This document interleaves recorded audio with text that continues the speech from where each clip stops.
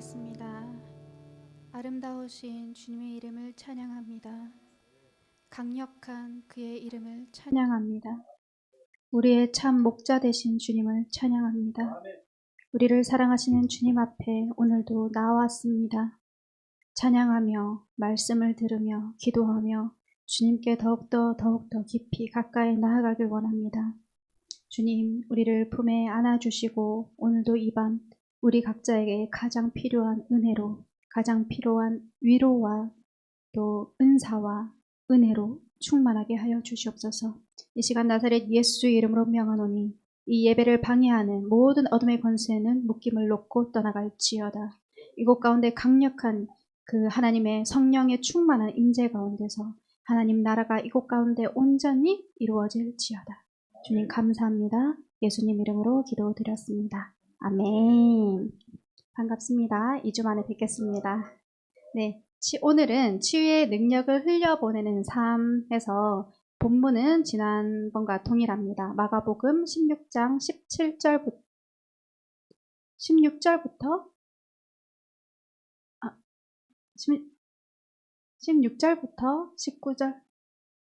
19절까지 네, 같이 한번 큰 소리로 읽어보겠습니다. 시작! 믿는 자들에게는 이런 표적이 따르리니 곧 그들이 내 이름으로 귀신을 쫓아내며 새 방언을 말하며 뱀을 집어올리며 무슨 독을 마실지라도 해를 받지 아니하며 병든 사람에게 손을 얹은즉 나으리라 하시더라. 주 예수께서 말씀을 마치신 후에 하늘로 올려지사 하나님 우편에 앉으시니라. 제자들이 나가 두루 전파할세 주께서 함께 역사하사 그 따르는 표적으로 말씀을 확실히 증언하시니라. 아멘. 지난 시간에는 저를 치유를 경험하는 삶으로 초대하시고 치유의 통로자로 훈련하셨던 하나님에 대해서 나누어 보았습니다. 그러면서 하나님이 치유의 통로자들을 어떻게 훈련하시는지 3단계로 나누어서 살펴보았는데요. 기억나시나요? 같이 복습해 보겠습니다. 1단계는 하나님과 동행하는 삶을 사는 것을 배우고 연습하며 하나님과 동행하는 삶을 사는 것이었습니다.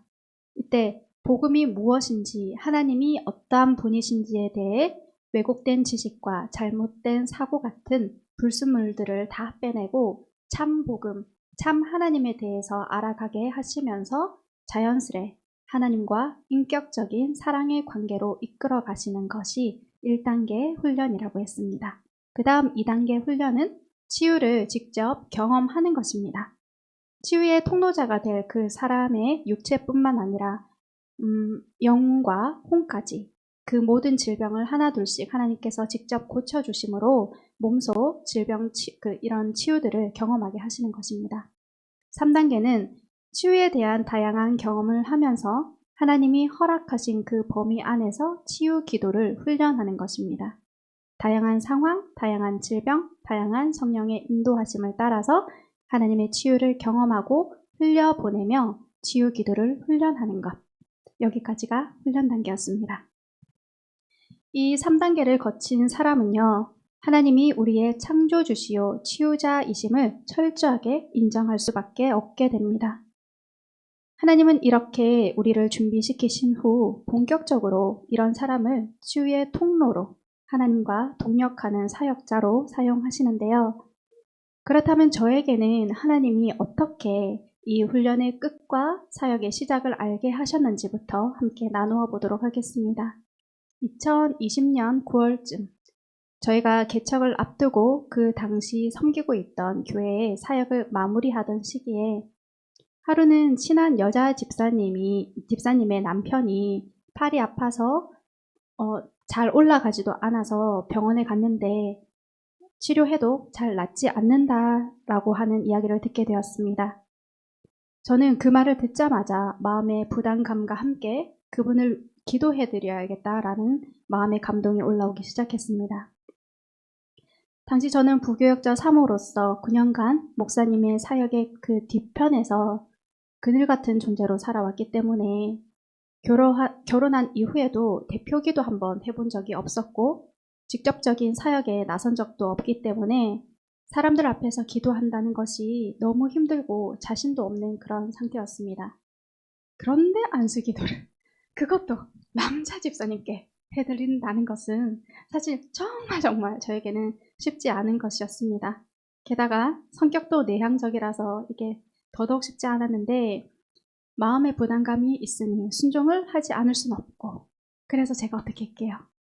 하나님과 협상을 했습니다. 하나님, 그럼 제가 일단 여자 집사님께 혹시 괜찮으시면 제가 기도를 해드리고 싶습니다 라고 이야기는 해보겠습니다. 그렇지만 그분이 안 받으시겠다고 하면 저는 어쩔 수 없습니다 라고 이렇게 하나님께 제가 이야기를 드리고 나서 용기 내서 여자 집사님께 말씀을 드렸더니 남자 집사님께서 기도를 받으시겠다고 하셨습니다. 그래서 그동안 열심히 훈련했던 대로 성령의 인도하심을 따라 초집중하면서 열심히 안수 기도를 했습니다.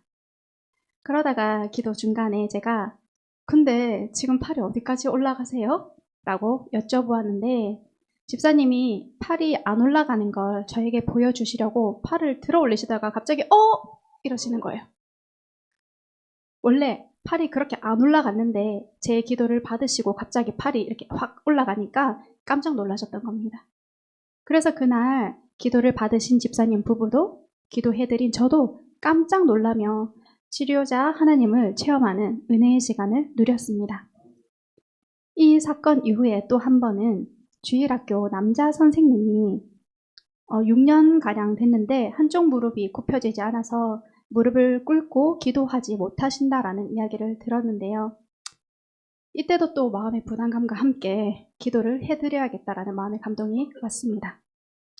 그런데 그 선생님은 저보다 나이도 많으시고 저랑 친분도 별로 없으신 분이셨기 때문에 이전보다 훨씬 더 여쭤보기가 어려웠습니다. 그래도 어쩌겠어요. 이번에도 하나님과 협상을 했는데 이번에는 제가 더 까다로운 조건을 내걸었습니다. 하나님, 그러면 이번에는 그 선생님과 제가 단둘이 유아실에 있게 된다면 제가 용기를 내어 여쭤보겠습니다. 그랬는데요. 보통은 유아실에서 오전 예배를 마치고 나면 저와 저희 아이들만 오후 예배를 드리게 됐고 남자분이 그곳에 올라와서 예배 드린 적은 없었습니다. 그런데 웬걸 그날 오후에 그 선생님이 무슨 이유에서인지 유아실에서 예배를 드리시는 겁니다. 그래서 그날 저는 예배를 어떻게 드렸는지 모르겠어요. 아무튼 예배를 마치고 선생님께 용기 내서 또 갔습니다.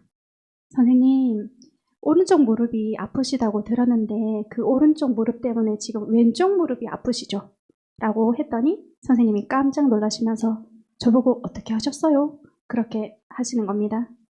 그래서 기도 중에 알게 됐습니다. 그러면서 제가 기도 한번 해드려도 될까요? 라고 여쭤봤더니 좋다고 하시더라고요. 그렇게 기도를 시작하다가 기도를 잠깐 하다가 제가 이번에도 궁금해서 그런데 선생님 무릎이 어느 정도 지금 굽혀지세요? 라고 여쭤봤더니 이분께서도 이제 무릎 상태를 보여주시려고 다리를 굽히시다가 무릎이 갑자기 훅 하고 접히니까 깜짝 놀라셨습니다. 저에게 기도 받으신 이 두 분 모두 당시에 완치되지는 않으셨지만 병원 치료를 받아도 차도가 없었던 팔과 무릎이 확연하게 눈에 띌 정도로 호전되셨습니다. 이 두 사건을 통해서 하나님은 이제 됐다 하시며 자신감을 가지고 마음껏 사역하라는 마음을 주셨고 저희 가족은 개척을 위해서 김해로 오게 되었습니다. 처음에는 성도 한 분밖에 안 계셨고 코로나 상황이라 사람들을 만나러 다니기가 힘든 시기였는데 하나님은 이때 어떻게 제가 사역할 수 있도록 인도하셨을까요? 하나님은 전화로 사역을 하게 하셨습니다. 이러저러한 이유로 지인들이 전화가 오고 통화하면서 그들의 마음의 상처, 육체의 질병들을 알게 되고 그러면서 자연스럽게 전화로 기도를 해주면서 사역을 시작하게 되었는데요. 이 사건을 통해서는 시공간을 초월하시는 시공간을 초월하여 역사하시는 하나님을 많이 경험하게 되었습니다. 전화상이지만 함께 기도할 때 기도하는 저와 기도를 받으시는 분에게 동일하게 성령의 임재가 나타났고 어둠이 떠나가고 귀신이 떠나가고 치유와 회복이 일어나는 것을 경험하면서 저는 무소부지하시고 전지전능하신 하나님을 더 깊이 더 많이 알아가게 되었습니다. 그리고 지금 우리 처음교회도 다들 간증을 다 이렇게 공개적으로 나누진 않지만 치유자 하나님을 경험하는 간증이 지속적으로 일어나는 것을 온 성도들이 함께 경험하고 있는 중입니다. 그렇죠? 네. 목사님과 저는 개척 초기에 건강하게 이 치유 사역을 하기 위해서 함께 정한 것이 두 가지가 있습니다. 하나는 치유도 중요하지만 그보다 하나님을 알게 하는데 더 힘쓰자는 것입니다. 물론 아프신 분들을 위해서 때때로 함께 기도도 해드리지만 저희의 안수 기도에 의존된 신앙이 아니라 하나님을 알고 직접 하나님께 나아가 1대1로 하나님과 교제하는 신앙을 할 수 있도록 말씀을 읽고 가르치는데 좀 더 무게를 두기로 정했습니다.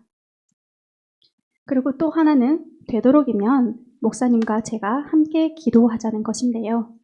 그 이유는 영적인 질서를 지키면서도 각자에게 주신 은사를 가지고 더 풍성하게 힘있게 사역하면서 서로를 안전하게 지키기 위해서입니다.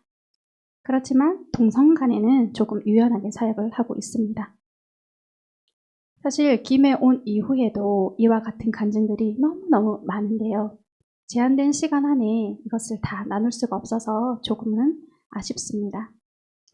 이제 본론으로 들어가서 지난 시간에는 하나님이 치유의 통로자들을 어떻게 훈련하시는지 그 세 가지 과정에 대해서 나누었다면 오늘은 치유 사역을 하는 이들이 반드시 갖추어야 될 세 가지 성품에 대해서 나눠보도록 하겠습니다. 사실 이 세 가지 성품은 사역자뿐만 아니라 하나님의 사람이라면 누구나 반드시 갖추어야 될 성품이라고 보는 것이 더 합당할 것 같습니다. 첫 번째 성품은 바로 겸손입니다. 여러분, 치유의 주체는 누구시죠? 하나님이십니다. 만약 우리를 통해 치유의 능력이 나타난다. 그러면 그 능력은 누구의 것일까요?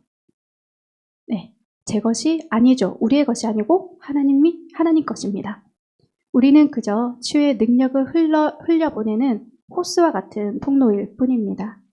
하나님이 능력을 주셔야 치유할 수 있고 능력이 강하게 나타나고 약하게 나타나는 것도 하나님께 있습니다. 또 지난주에 제가 나눴지만 꿈으로든 환상으로든 영감으로든 초자연적으로 누군가에 대해서 알게 된 것은 하나님이 알려주시는 방법으로 하나님이 알려주시는 만큼만 알 수 있는 것이지 하나님이 침묵하시면 저희는 아무것도 알 수 없습니다. 이 사실을 명확하게 해놓지 않으면 우리는 하나님이 주신 능력으로 자칫 잘못하면 사단의 통로로 쓰임받게 될 수도 있습니다.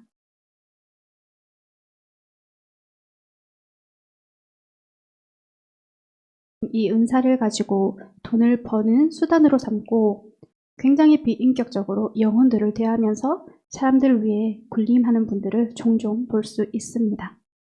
그런데 겸손을 잃어버린 자리에 교만이 자리 잡을 때 우리에게 능력이 나타난다 한들 그 열매는 아름답지 못하여 결국 찍혀버림받는 인생이 될 수밖에 없습니다. 그렇기 때문에 믿는 자들은 하나님은 나의 창조주시요 나는 그분의 피조물이라는 이 정체성의 분명한 정체성의 설정 가운데 겸손하게 행해야 합니다. 두 번째 성품은 순종입니다. 지난주에 이어 이번 주도 제 간증을 나누었는데요. 간증 속에서 순간순간 하나님이 주신 감동을 제가 순종하지 않았더라면 과연 하나님이 하신 그 놀라운 일들을 경험할 수 있었을까요? 저뿐만 아니라 저를 통해서 치유하고 회복하고자 하셨던 많은 영혼들이 적어도 그날 그 순간에는 하나님의 일하심을 보지 못했을 것입니다. 이 땅에서 예수님도 자신의 뜻대로 말하고 행동하지 않으시고 아버지의 뜻대로 하신다고 말씀하셨습니다. 마태복음 7장 20절에서 23절에는 이러므로 그들의 열매로 그들을 알리라. 나더러 주여 주여 하는 자마다 다 천국에 들어갈 것이 아니요 다만 하늘에 계신 내 아버지의 뜻대로 행하는 자라야 들어가리라. 그날에 많은 사람이 나더러 이르되 주여 주여 우리가 주의 이름으로 선지자 노릇하며 주의 이름으로 귀신을 쫓아내며 주의 이름으로 많은 권능을 행하지 아니하였나이까 하리니 그때 내가 그들에게 밝히 말하되 내가 너희를 도무지 알지 못하니 불법을 행하는 자들아 내게서 떠나 가라 하리라. 아멘. 귀신 쫓아내고 권능을 행하는 자가 아니라 다만 하늘에 계신 내 아버지의 뜻대로 행하는 자라야 천국에 들어갈 수 있는데 그들의 열매로 그것을 알 수 있다라고 말씀하십니다. 사실 저는 매번 순종하는 것이 쉽지 않았습니다. 매 순간 크고 작은 부담감들이 뒤따랐고 내향적인 저의 성격을 거슬러야 했으며 사모인 제가 이런 사역을 함으로 인해서 자칫 교회의 질서를 무너뜨리고 남편 목사님을 어렵게 하면 어쩌나. 그리고 보수적인 우리 교단에서 사람들이 나를 이단으로 보지는 않을까? 또 내가 어느 순간 교만해져서 하나님께 버림받게 되면 어떡하지? 하는 여러 두려움들 때문에 매 순간순간 굉장히 두렵고 떨리는 마음으로 사역하고 있습니다. 그럼에도 불구하고 제가 지금까지 이 사역을 감당할 수 있었던 이유가 있는데요. 바로 치유 사역자가 갖추어야 될 마지막 성품 때문입니다. 순종이 단순한 복종이 아니라 자발적으로 기꺼이 드려지는 순종이 될 수 있게 하는 그 성품은 바로 사랑입니다. 사랑 안에는 두려움이 없고 온전한 사랑이 두려움을 내쫓나니 하나님을 향한 사랑 그리고 영혼을 향한 사랑이 있을 때 내 성품이나 내 뜻과 다를지라도 두려움이 내 앞을 막아서고 나를 주저하게 할지라도 우리는 하나님 뜻대로 순종하며 나아갈 수 있습니다. 하나님이신 예수님이 연약한 인간의 모습으로 이 땅에 오신 이유도 사랑 때문이죠. 우리를 끌어안아 자신이 짓지 않은 죄값을 대신 지시고 수치를 당하시며 고통스러운 그 길을 굳이 걸어가신 이유도 우리를 사랑하시기 때문입니다. 그 사랑은 영원한 형벌 가운데 죽을 수밖에 없는 우리를 영원한 생명의 나라로 들어갈 수 있게 해주었습니다. 고린도전서 13장 사랑장이라고 하는 곳에도 보면 방언하고 예언하고 모든 비밀을 아는 지식과 산을 옮길 만한 믿음이 있어도 사랑이 없으면 아무것도 아니라고 말하고 있습니다. 믿음, 소망, 사랑 중에 제일이 되는 이 사랑이 얼마나 강력한 것인가 하는 것에 대해서 제가 직접 경험한 적이 있는데요. 저에게는 굉장히 오래된 친구 한 명이 있습니다. 이 친구는 원 가정에서부터 지금 결혼하여 일군 가정까지 가정 안에 정말 많은 문제와 어려움이 있었습니다. 신앙이 있는 친구이지만 그가 처한 상황은 쉽사리 믿음으로 이겨라, 견뎌라 이런 말을 할 수 없는 아주 깊은 고난으로 그 친구를 오래도록 힘들게 했습니다. 하루는 그 친구랑 통화를 하는데 저도 눈물밖에 나오지 않아서 전화를 붙잡고 같이 울다가 제가 갑자기 친구 보고 내가 기도해 줄게. 그러고는 성령이여 라고 기도를 시작했는데 기도가 시작됨과 동시에 친구가 구토를 하기 시작했습니다. 저는 계속 기도하고 친구는 울다 구토하기를 반복하다가 어느 순간 친구의 심령에서 그동안 고통에 가려져 있던 진심의 고백이 올라오기 시작했습니다. 이 친구는 모든 것을 포기하고 싶은 줄 알았는데 사실은 그 모든 것이 너무 소중해서 지키고 싶었습니다. 그렇지만 그동안 계속 포기하고 싶어, 끝내고 싶어라고 고백을 했었던 것입니다. 그리고 한참을 더 기도할 때 환상 중에 친구의 뱃속 깊은 곳에 숨어있는 귀신이 떠나가는 것도 보게 되었습니다. 통화를 끊고 많은 시간이 지난 지금 친구와 그의 가정 안에는 오래도록 해결되지 않은 많은 문제들이 해결되었습니다. 그리고 지금은 믿지 않은 남편까지 교회에 잘 출석하고 있다고 합니다. 그날 한 영혼을 향한 간절한 사랑의 기도는 제가 지금껏 누군가를 위해 했던 그 어떤 기도 중에 가장 강력한 능력이 나타났던 기도였습니다. 이처럼 하나님의 마음이 부음받은 사랑의 성품은 우리를 통해 치유와 회복과 진정한 구원이 이 땅 가운데 흘러 넘치도록 우리를 이끌 것입니다. 오늘은 건강한 치유 사역을 위해서 우리에게 있어야 할 3가지 성품에 대해서 나눠보았는데요. 하나님은 병 고치는 은사뿐만 아니라 각양의 은사와 재능 모두가 이러한 성품을 통해서 아름답게 사용되어지므로 우리 모두 귀한 하나님의 통로가 되기를 원하십니다. 우리 모두는 이 시대 복음을 위한 하나님 나라의 사역자로 부름받았음을 믿습니다. 그리고 그 사역을 감당하게 하시도록 하나님께서는 각자의 믿음의 분량대로 필요한 은사와 재능을 우리에게 주신 줄 믿습니다. 내 안에 은사가 발견되고 개발되길 원하시거나 어떤 은사가 있는지는 알지만 이 은사를 어떻게 사용해야 되는지 모르는 분이 계시다면 이 은사가 하나님의 뜻대로 가감 없이 흘러가기 위해 그 무엇보다 우리의 성품이 주님의 성품으로 가득 채워지기를 가장 먼저 기도했으면 좋겠습니다. 다음번에는 치유 시리즈 3번째 시간으로 질병과 하나님의 치유에 대한 여러 궁금증들을 함께 풀어보는 시간을 가지도록 하겠습니다. 이 시간 함께 기도하겠습니다. 이 시간